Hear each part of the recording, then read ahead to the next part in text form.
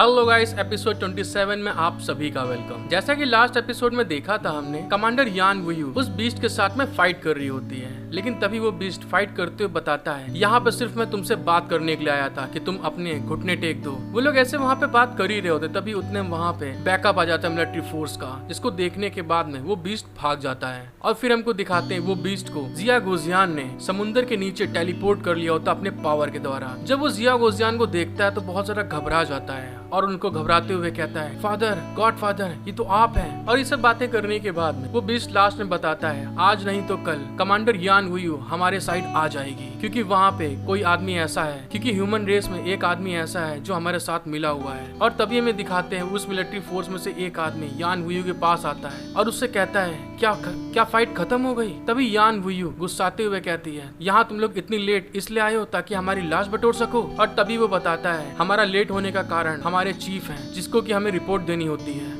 Hello guys, आपका बहुत बहुत दिल से शुक्रिया कि आपने मेरे चैनल को सब्सक्राइब एंड लाइक किया है। और जो लोग भी वीडियो देखने हैं, प्लीज आप लोग वीडियो एंजॉय करें, और अगर आपको मेरी वीडियो देखने में अच्छी लगती है तो सब्सक्राइब एंड लाइक जरूर करिएगा। अब देखते हैं आगे। एपिसोड की शुरुआत में हमको दिखाते हैं south west border command centre, जहाँ पे वहाँ के चीफ से कमांडर यान वुयू मिलने आई होती है, क्योंकि उसी के कारण इतना लेट हुआ था मिलिट्री फोर्स को आने में। जब यान वुयू कमांड सेंटर के अंदर जाती है तो देखती है वो जो चीफ होता है एक नंबर का ठरकी आदमी होता है, वो दो लड़कियों के साथ में मजे कर रहा होता है। उसको इस तरह से मजे करते हुए देखकर यान वुयू कहती है, कमांडर जोंग, क्या इसी तरह आपने बाहर के सैनिकों को खून से लड़ने का आदेश दिया था? और ये कहते हुए कमांडर यान उसके सामने आके खड़ी हो जाती है और फिर कहती है, क्या आप चाहते हैं कि नौकरानी आपको डांस दिखाए? और दूसरे साइड हमको दिखाते हैं जो उसके साथ में एक लड़की होती है, उसको मजे से कुछ खिला रही होती है। कमांडर यान की ये बात सुनने के बाद में वो जो कमांडर जोंग होता है वो हंसते हुए कहता है, या सीट लोगों को चोट पहुंचाने के लिए बीस्ट को किनारे पर नहीं जाने देती, ऐसा करना उसका कर्तव्य बन जाता है। फिर उसके बारे में बताया जाता है, south west military region division commander Zhang. फिर ये कहने के बाद में कमांडर यान को देखते हुए राल टपकाने लगता है। फिर उससे कहता है, लेकिन आप और डीमन आपस में जुड़े हुए हैं, शायद आपकी किसी तरह की मिली भगत है। इसके साथ ही कमांडर जैंग की ये बात सुनने के बाद में यान वुयू चिल्ला के कहती है, तुम इस तरह से पादना बंद करो। कमांडर यान की ये बात सुनने के बाद में वो बहुत ज्यादा गुस्सा जाता है और गुस्साते हुए कहता है, यान वुयू ने एनिमी गॉड के साथ गुप्त रूप से बात की थी। फिर चिल्ला के कहता है, कोई उसे नीचे ले जाओ। वो इस तरह चिल्ला रहा होता है, लेकिन तभी पीछे दिखाते हैं वो जो लड़कियां होती हैं वो घबरा जाती हैं। कमांडर जैंग की ये बात सुनने के बाद में जो उसके साइड में जितने भी सोल्जर होते हैं वो अपनी गन लेके सीधे चले आते हैं, और आने के बाद में कमांडर यान वुयू के ऊपर तान देते हैं और उससे कहते हैं, प्लीज हमारे साथ चलिए। उन सब की इस तरह की हरकत को देखने के बाद में कमांडर यान वुयू कमांडर जैंग से कहती है, आपको पता है कि वह ड्रैगन पीछे नहीं हटा है, वह आपके इस तरह से बेवकूफ भरे काम करने का और किसी भी पल जवाबी हमला करने का इंतजार कर रहा है। कमांडर यान वुयू की ये बात सुनने के बाद में कमांडर जैंग बड़े एटीट्यूड में चल के आते हुए कहते हैं, ये कमांडर यान को परेशान करने के लिए नहीं है, बल्कि कमांडर यान को। और ये कहने के साथ में उसको घूर के देखने लगता है और राल टपकाते हुए कहता है, जब आप मिलिट्री कोर्ट में पहुंचेंगे तो मुझे नहीं पता कि आप कितने लोगों को मारना चाहेंगे। और ये बात कहने के बाद में हंसने लगता है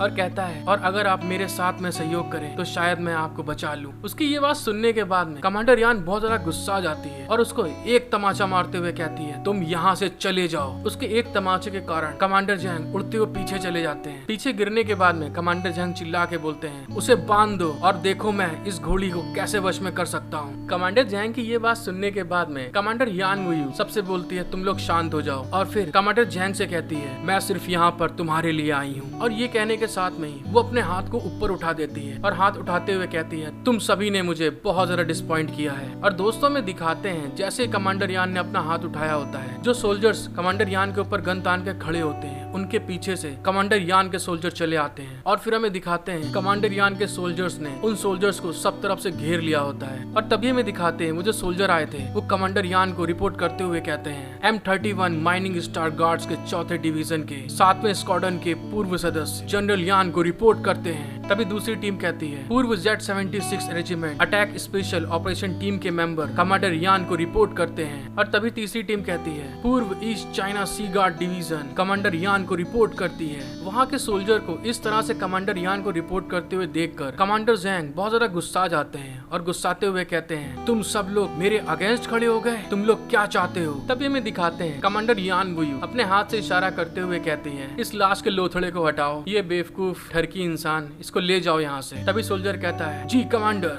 उसके ये कहने के बाद में दिखाते हैं सोल्जर कमांडर जैंग को पकड़ लेते हैं और कमांडर जैंग चिल्लाते हुए कहते हैं यान वुयू आप एक विरोधी और विद्रोही हैं। फिर कहता है आप ट्रायल के लिए वापस जाने के लिए वेट कर रही हैं, तुम बदसूरत तुम मरोगी। कमांडर जॉन्ग की ये बात सुनने के बाद में यान वुयू बहुत ज्यादा गुस्सा आ जाती है और गुस्से में कहती है ऐसा लगता है कि मैं लंबे समय से एक सीमांत व्यक्ति रही हूँ, कुछ लोग वास्तव में बड़े और छोटे राज्यों के बारे में नहीं बता सकते। फिर ये कहते हुए वो कमांडर जॉन्ग के सामने आ जाती है और उससे कहती है क्या आप भूल गए कि मैं सीरियस मिलिट्री ऑफिसर हूँ, ये पद आपसे बहुत ऊंचा है। अगर आप वॉर टाइम के नियमों के अनुसार देखें, इस सीट के इस स्थान की डिफेंस का कार्यभार संभालना कानूनी है, ये तुम्हारे बाप की जागीर नहीं है। फिर ये बात बोलने के बाद में यान वुयू बहुत ज्यादा गुस्से में पीछे मुड़ के जाते हुए कहती है इस मोटे सुअर को जेल में डाल दो, मुझे उसकी सुअरों की टर सुनने मत दो। इसके अलावा नोटिस भेजने के लिए डिप्टी कमांडर को सूचित करें। सोल्जर जल्दी करो। तभी सोल्जर बोलता है जी मैडम। और दूसरी साइड दिखाते हैं उस मोटे सुअर को सोल्जर घसीटते हुए ले जा रहे होते हैं और वो ऐसे चिल्ला रहा होता है। फिर दोस्तों को दिखाया जाता है दो सोल्जर उस मोटे सुअर को पकड़ के नीचे गिरा देते हैं और एक सोल्जर अपना जूता उतारता है और अपना मोजा निकालते हुए कहता है उसे बांध दो। क्या आपने नहीं सुना कि जनरल यान ने क्या कहा, इस सुअर की चीखें नहीं सुनना चाहती हैं। उसकी इस तरह की हरकत को देखते हुए कमांडर जैंग चिल्लाते हुए कहते हैं तुम क्या करना चाहते हो, आपकी ये करने की हिम्मत कैसे हुई। और दोस्तों में दिखाते हैं जब वो मोजा उतारता है उसमें से बहुत ज्यादा बदबू निकल रही होती, महक आ रही होती है। कमांडर जैंग ने बस ये बात कही होती, तभी उतने में वो सोल्जर मोजा उतारने के बाद में कमांडर जैंग के पास में आकर उसके मुंह में अपना बदबूदार मोजा ठूंसते हुए कहता है मैंने लंबे समय से देखा है कि तुम कमीने और एक भ्रष्ट अधिकारी आंखों को देखने में अच्छे नहीं हो। और दूसरी साइड दोस्तों में दिखाते हैं कमांडर जैंग उस बदबूदार मोजे को मुंह में जाने के बाद में बहुत ज्यादा चिल्ला रहे होते हैं, तड़प रहे होते हैं कि मतलब निकालो इसे।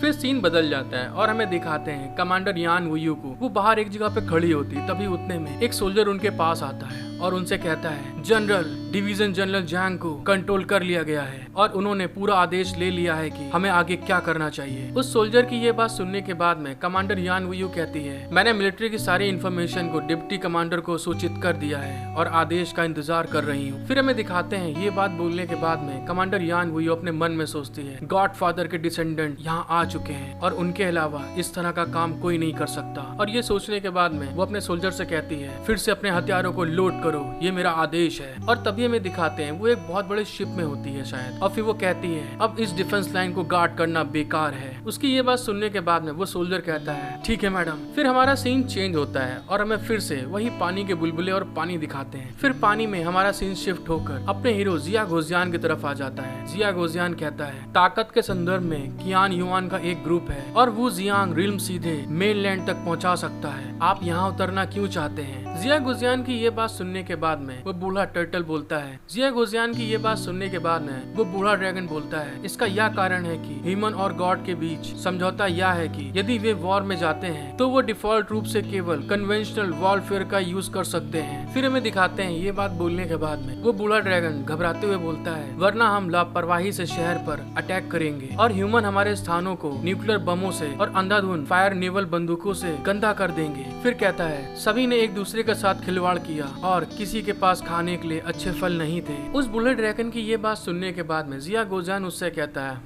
आप काफी विचारशील हैं, आप इस समय किससे लड़ना चाहते हैं। जिया गोजियान की ये बात सुनने के बाद में वो बूढ़ा ड्रैगन कहता है हमारा मूल इरादा देश को नष्ट करना नहीं था, हर किसी का अपना दायरा था और वो सब बस एक चीज के लिए लड़ रहे थे, वो रिसोर्स और टेरिटरी था। फिर ये बात बोलने के बाद में वो बूढ़ा ड्रैगन बड़ा गंभीर हो जाता है और गंभीर होकर कहता है इस बार क्योंकि ड्रैगन गॉड को एक मोती की आवश्यकता है जो इसे ताइकोंग क्षेत्र बना सके। फिर कहता है पहले इसका प्रोड्यूस यहीं होता था, इसीलिए हमने इस जगह को चुना। उस बुलेट ड्रैगन की ये बात सुनने के बाद में जिया गोजियान शॉक्ड हो जाता है और उससे कहता है यदि यह वास्तव में बहुत स्पष्ट है तो अगला कदम देश को नष्ट करने की लड़ाई होगी। हेलो गाइस, आई होप कि आपको एपिसोड देखने में मजा आया होगा। अगर आपको एपिसोड देखने में अच्छा लगा है तो प्लीज गाइस मेरा सपोर्ट करें, लाइक सब्सक्राइब शेयर कमेंट करके बताएं मुझे कि आपको एपिसोड देखने में कैसा लगा। Thank you for watching my video, love you all.